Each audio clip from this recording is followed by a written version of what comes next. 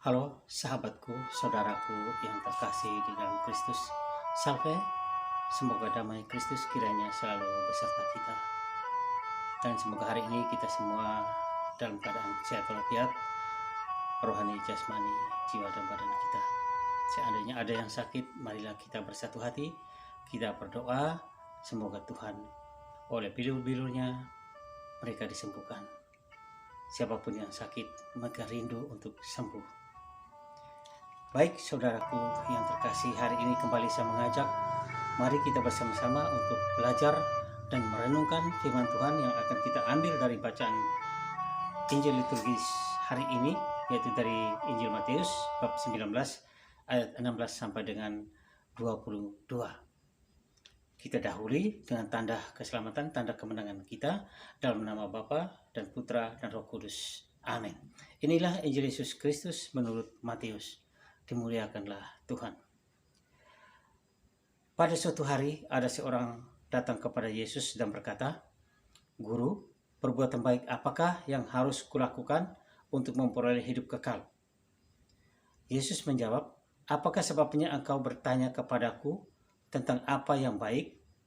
Hanya ada satu yang baik.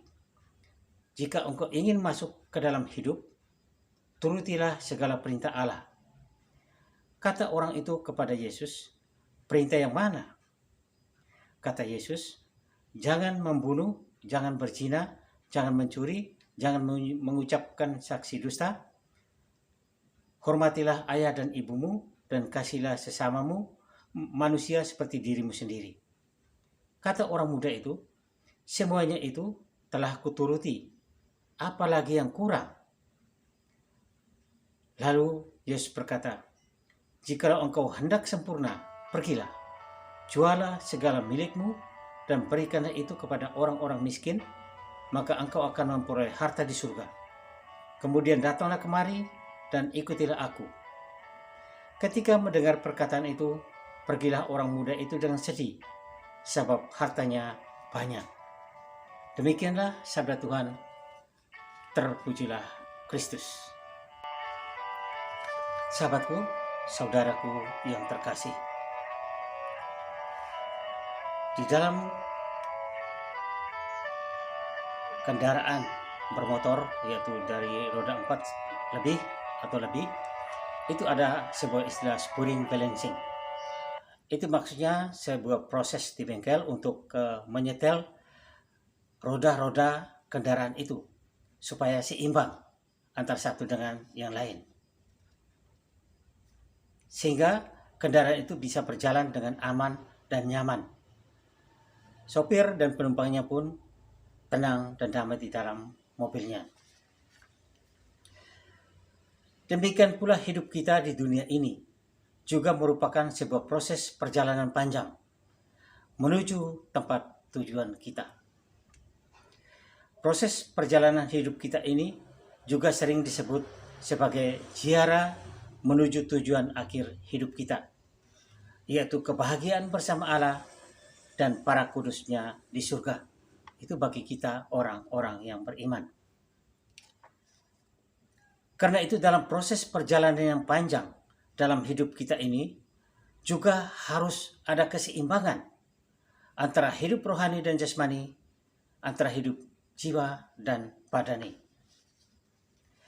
Yesus memberi saran kepada seorang pemuda yang luar biasa agar mampu memperoleh hidup yang seimbang di dalam hidupnya.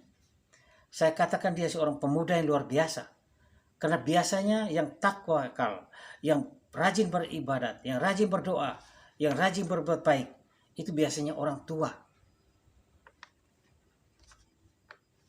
Tetapi yang lebih luar biasa, yaitu ketika seorang muda belia, yang kaya raya, banyak hartanya, tapi dia memikirkan tentang keselamatan kekal. Dia memikirkan tentang kehidupan kekal. Dan pemuda itu datang kepada Yesus, lalu berkata, perbuatan baik apakah yang harus kulakukan untuk memperoleh hidup kekal?" Yesus menjawab, katanya, Jikalau engkau ingin masuk ke dalam hidup, turutilah segala perintah Allah. Tetapi untuk meyakinkan dirinya akan apa yang telah ia perbuat, dia yakin bahwa ia telah melakukan segala hukum perintah Allah dengan setia, dengan baik. Lalu ia bertanya kepada Yesus, perintah yang mana?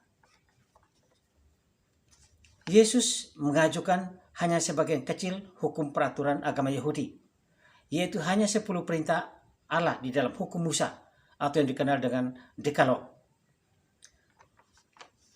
Orang muda itu menjawab bahwa semua itu telah kuturuti, apalagi yang kurang. Sebagaimana kita ketahui bahwa peraturan atau hukum Musa dan para nabi itu berjumlah 613 hukum atau 613 aturan. Tapi Yesus tidak mempersoalkan semua aturan hukum agama Yahudi itu yang berjumlah 613 itu. Tapi Yesus memberikan sebuah tuntutan lain, sebuah tuntutan yang lebih radikal, yaitu jikalau engkau hendak sempurna, pergilah, jualah segala milikmu dan berikanlah itu kepada orang-orang miskin, maka engkau akan memperoleh harta di surga. Kemudian datanglah kemari dan ikutlah aku. Yesus tidak mempersoalkan tentang peraturan hukum Musa dan hukum para nabi yang berjumlah 613 itu. Walaupun peraturan-peraturan itu mungkin bisa membuat orang menjadi lebih baik, tapi Yesus memberikan sebuah syarat, sebuah tuntutan yang bukan hanya membuat orang menjadi baik, menjadi murid yang lebih baik, tetapi untuk menjadi seorang murid yang sempurna. Sebagaimana si pemuda ini datang bertanya kepada Yesus untuk menjadi sempurna. Inilah jalan menuju kesempurnaan yang ia cari. Sahabatku, saudaraku yang terkasih, terjadi dialog singkat antara Yesus dan pemuda itu. Dalam bacaan Injil hari ini, menunjukkan bahwa bagi Yesus, perbuatan baik yang kita lakukan, serta usaha untuk mentaati dan melaksanakan segala perintah Allah, walaupun dengan sebaik-baiknya untuk menggapai hidup kekal, untuk menggapai target hidup sempurna. Tetapi bagi Yesus itu belum cukup. Yesus menginginkan agar kita melakukan perbuatan baik dalam kasih yang nyata, bukan hanya melaksanakan peraturan dan hukum-hukumnya. Perbuatan baik yang nyata bagi sesama, terutama kepada sesama yang miskin dan menderita. Pertanyaannya, bagaimana caranya? Sebagaimana sabda Yesus tadi kepada orang muda itu, jikalau engkau hendak menjadi sempurna, pergilah, jualah segala milikmu dan berikanlah itu kepada orang-orang miskin, maka engkau akan memperoleh harta di surga. Kemudian datanglah dan ikutilah aku. Yesus tidak menghendaki kita hanya melakukan semua perintah dan hukum Allah secara letterlek, walaupun itu kita lakukan sebaik-baiknya.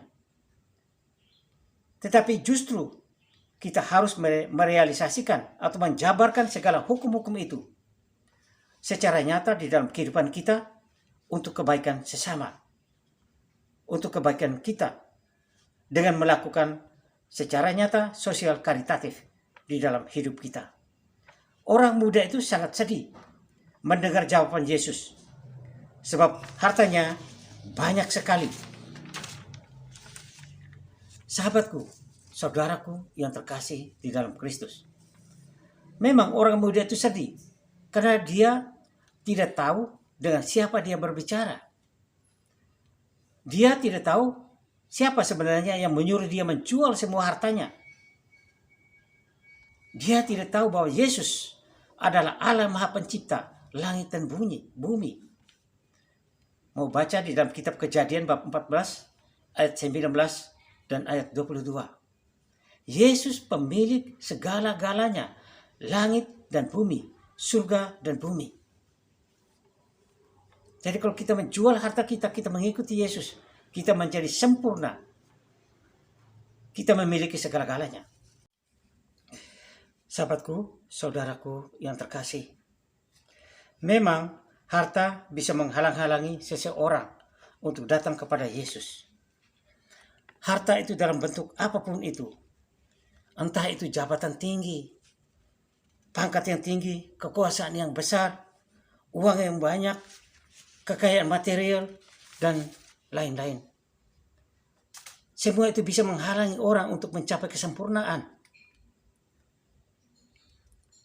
Di dalam Matius bab 6 ayat 21 Yesus bersabda, "Di mana hartamu berada, di situ hatimu juga berada." Memang harta, pangkat, uang, dan lain-lain itu tidak jelek, tidak buruk, juga tidak merusak hidup ini. Karena semua itu juga adalah anugerah Allah yang diberikan Tuhan kepada kita sebagai sarana untuk proses perjalanan hidup kita menuju kepada kesempurnaan hidup. Karena itu, semua diberikan kepada kita sebagai sarana untuk membangun relasi dengan Tuhan, relasi dengan sesama. Kalau kita mempunyai harta, kita bisa berhubungan dengan Tuhan, kita bisa dekat dengan Tuhan lewat berbagi kasih dengan sesama. Inilah harta menjadi sarana bagi kita. Dan bukan menjadi penghalang relasi kita dengan Allah dan dengan sesama. Jangan sampai oleh karena harta yang banyak, berkat yang banyak, menjadi penghalang bagi kita untuk menolong dan membantu sesama. Berarti kita juga menolak Tuhan di dalam hidup kita. Hal inilah yang keliru. Karena itu, kita tidak boleh menjadikan harta, apa yang kita miliki itu, sebagai tujuan hidup kita. Warta Injil hari ini juga ditujukan kepada kita semua, terutama kita yang mengaku diri sebagai murid Kristus, sebagai pengikut Kristus, untuk hidup berbagi kasih, berbagi berkat dengan sesama, terutama kepada mereka yang miskin dan menderita. Allah memberkati kita supaya kita menjadi sarana berbagi kasih kepada orang lain. Kita bisa menyaksikan keadaan saat ini di sekeliling kita. Betapa banyaknya saudara-saudara kita hidup dalam kemiskinan, hidup dalam kekurangan. Tetapi pada saat yang sama juga kita bisa menyaksikan segelintir orang di sekitar kita yang mempertontonkan kepunyaannya, yang mempertontonkan kekayaannya. Dan banyak juga dari antara mereka tidak mau peduli dengan keadaan saudara-saudaranya yang miskin, yang menderita di sekitarnya. Lalu siapa yang akan mendengar dan menanggapi jeritan pilu, isak tangis mereka yang menderita? Saudaraku, kualitas hidup kita sebagai orang beriman tidak hanya ditentukan oleh jabatan yang tinggi, kuasa yang besar, atau harta yang banyak yang kita miliki, atau aktivitas gereja yang luar biasa, aktivitas keagamaan yang luar biasa. Tetapi lebih-lebih kemampuan kita untuk peduli terhadap jeritan dan teriakan minta tolong sesama kita. Kita sebagai murid Kristus harus menyelaraskan rencana kehidupan kita dengan kehendak Allah. Kita harus menyelaraskan perjalanan hidup kita, perbuatan hidup kita, rencana dalam hidup kita dengan rencana Allah. Marilah kita bebaskan diri dari belenggu harta apapun itu yang kita miliki, supaya kita bisa menjadi sarana dan berkat bagi sesama kita yang ada di sekeliling kita. Demikianlah renungan kita hari ini. Marilah kita berdoa. Allah Bapa yang Maha Murah, semoga kami dimampukan untuk menggunakan apapun yang kami miliki untuk mewartakan kebaikan dan kasih-Mu kepada sesama kami yang membutuhkan. Amin.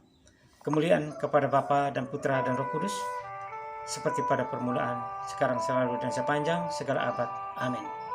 Dalam nama Bapa dan Putra dan Roh Kudus. Amin. Semoga Tuhan Yesus Kristus selalu memberkati kita semua.